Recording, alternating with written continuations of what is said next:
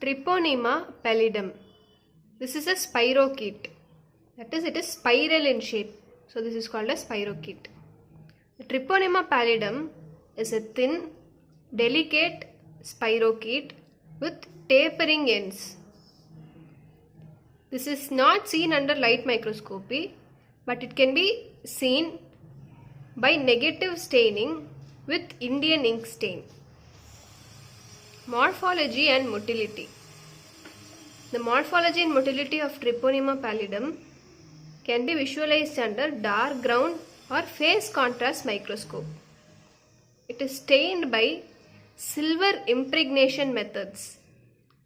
The Fontana's method is used for staining films and Levadetti's method is used for staining tissue secretions.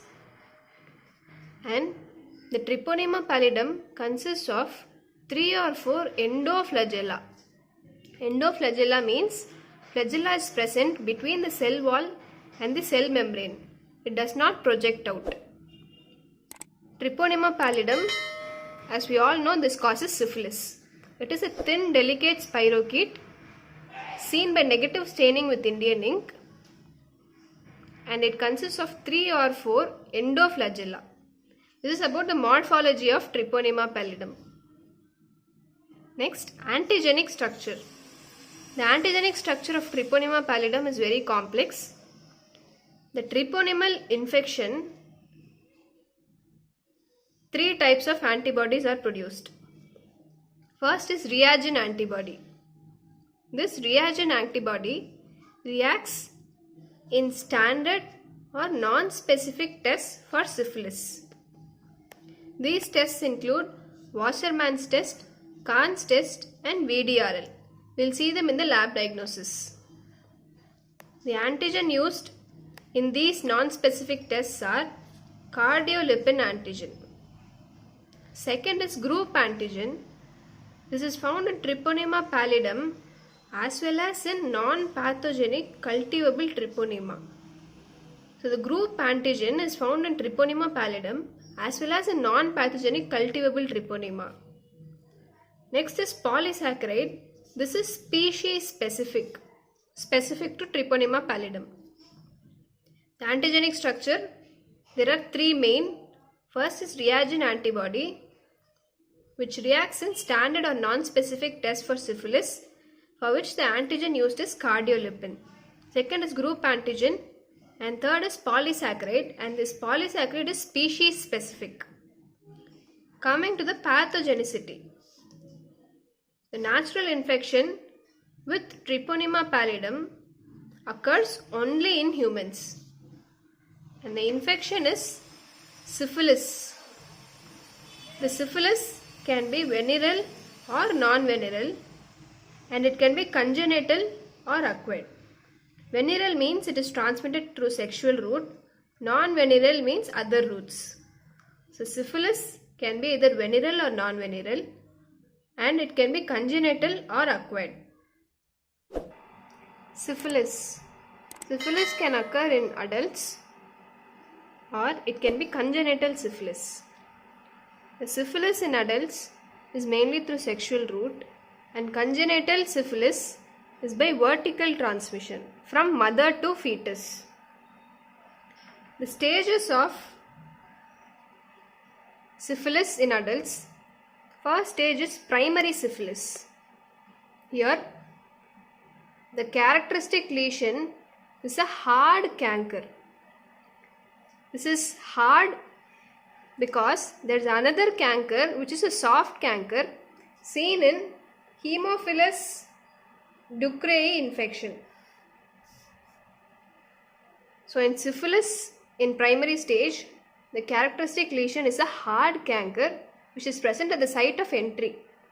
This canker is a painless, relatively avascular, circumscribed, indurated, superficially ulcerated lesion. So this is canker. Painless, avascular, circumscribed, indurated, superficially ulcerated lesion. The canker is covered by thick, glary exudate which is rich in spirochetes. And in this stage, the regional lymph nodes are swollen and non-tender, and the primary syphilis heals within 10 to 40 days even without treatment. But even without treatment, primary stage heals, but it progresses to the secondary syphilis. So this is about primary syphilis.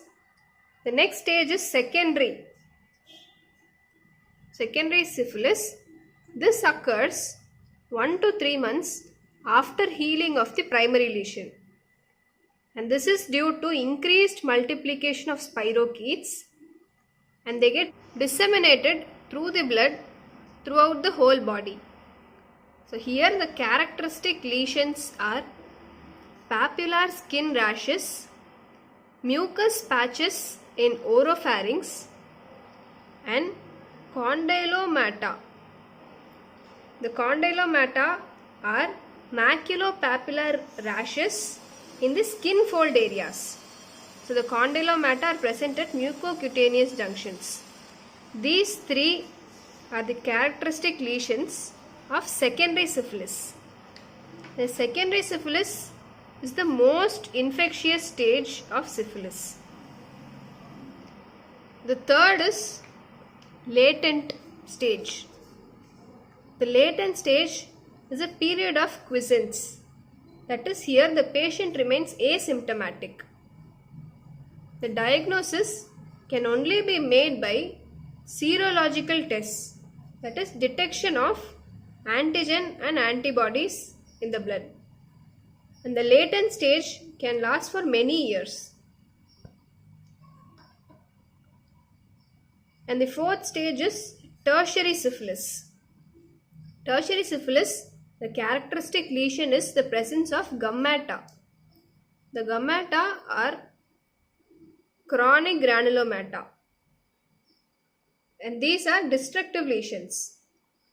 And in tertiary syphilis, there is systemic involvement. Many systems are involved. Most common system is the cardiovascular system, leading to diseases like aneurysms, and CNS, central nervous system, producing neurosyphilis. So neurosyphilis occurs in tertiary stage of syphilis. The four stages are primary, secondary, latent syphilis, and tertiary. Primary, the characteristic lesion is hard canker. This heals in 10 to 40 days even without treatment, but without treatment it can progress to secondary stage. Secondary stage occurs 1 to 3 months after healing of primary lesion.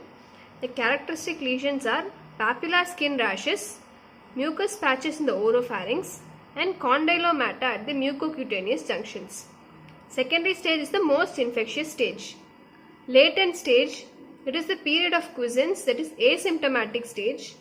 Diagnosis is only by serological tests. This stage lasts for many years.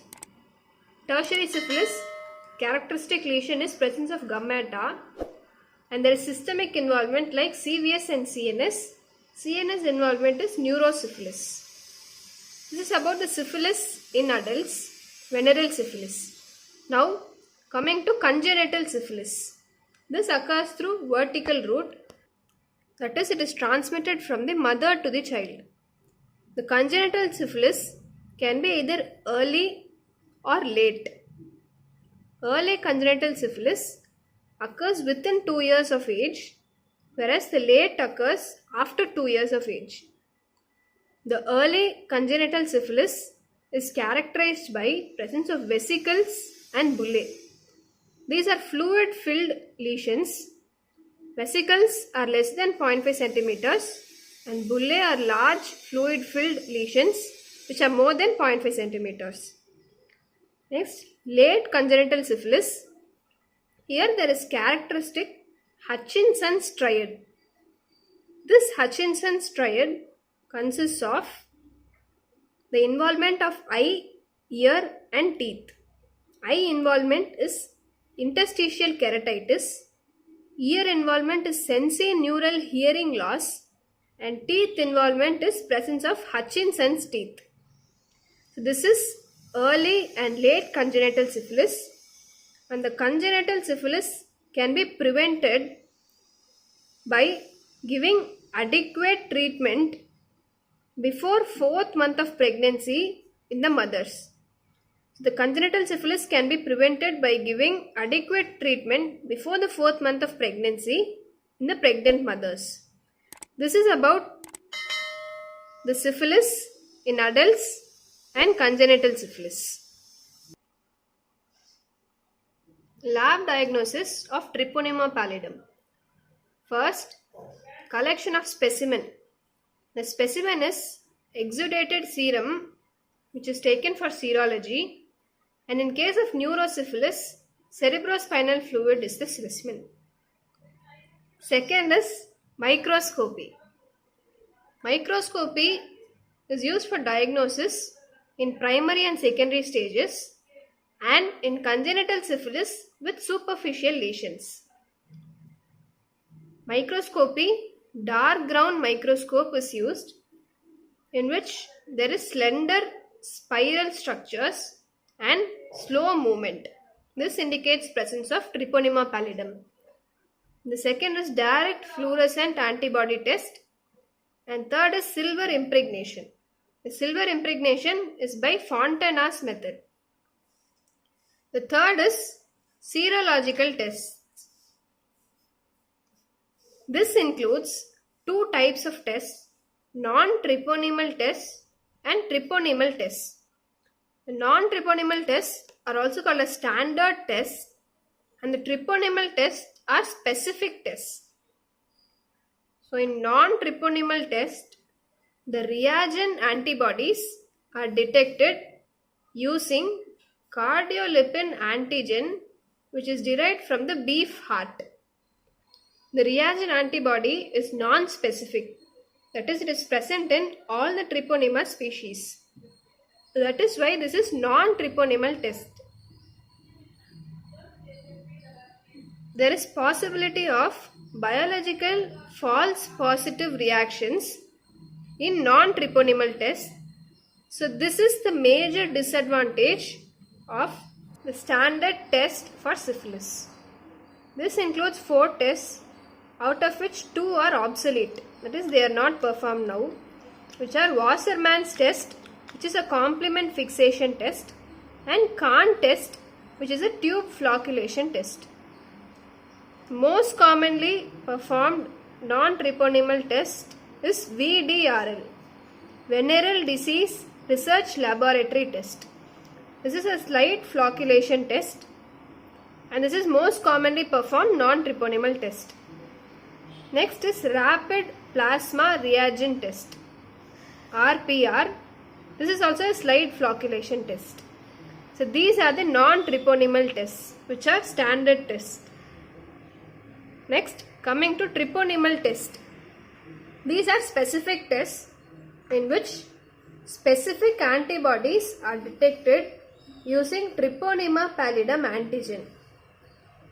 As the specific antigen is used, this test is called specific test. This consists of 3 main tests. First is fluorescent treponemal antigen absorption test, written as FTA-ABS. Fluorescent treponemal antigen absorption test. This is the gold standard test. Next is Treponema pallidum hemagglutination test, TPHA. This is the most common specific test performed. And the third is Treponema pallidum immobilization test, TPI. The 3 specific treponemal tests performed are FTA-ABS, TPHA and TPI.